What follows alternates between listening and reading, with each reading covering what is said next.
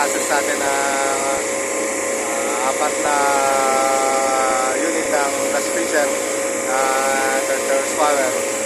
So sa ngayon mag-adjust tayo ng pressure switch sa low pressure. So ilalagay natin sa ngayon nasa nito 0.1.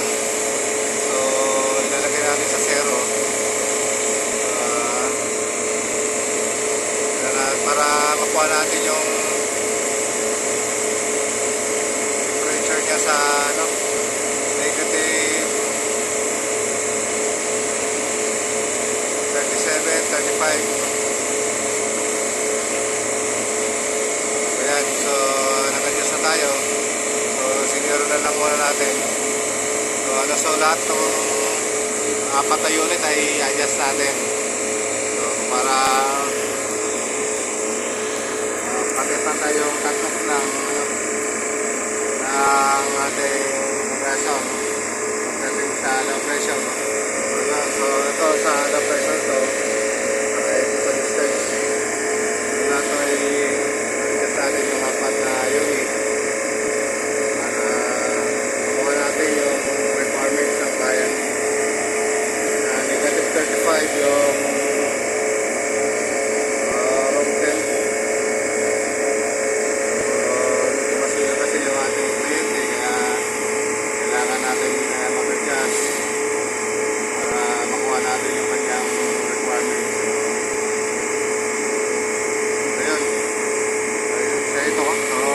Tayo sa kabila, adjustin natin yung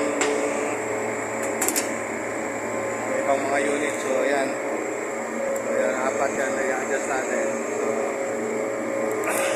lipat tayo dito sa isa.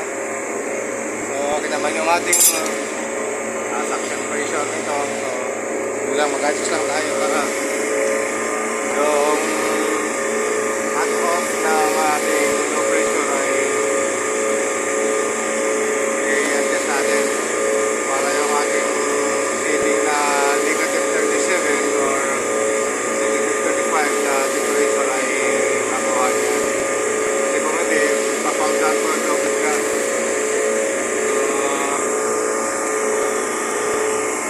Hindi natin makukuha yung kanyang requirements. So yan, ganun para paresin. Sa 500.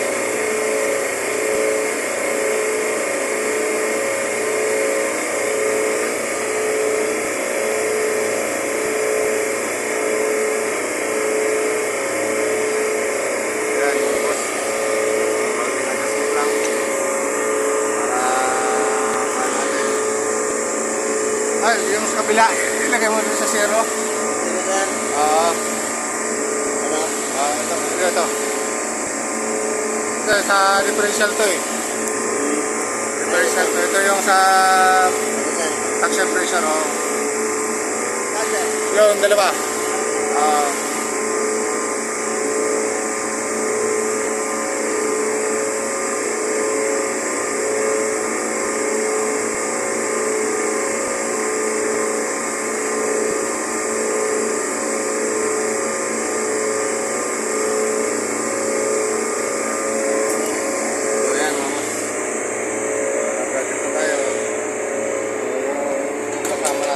Baklasan, so sila na yun mag-adjust sa dalawa.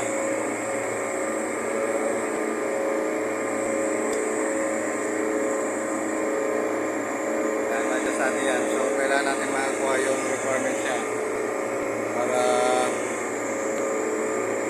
tapos sa temperature lagay mo sa nakalagay yung sa negative 35. Lagay mo muna sa negative 36. Oo, para natin yung temperature niya nakuha natin. Ayan mga boss, so ayan mag-adjust na tayo. Wala na ito na-adjust. Ito pati itong kapila sa edit na rin. So lahat naman yung ating pressure is okay naman, pantay naman sila lahat.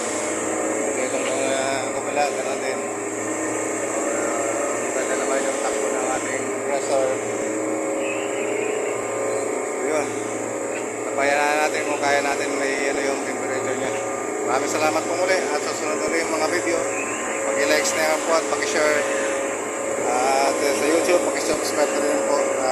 Kung hindi po kayo sasawa sa ginagawa namin video, sana tuloy lang po. Maraming salamat.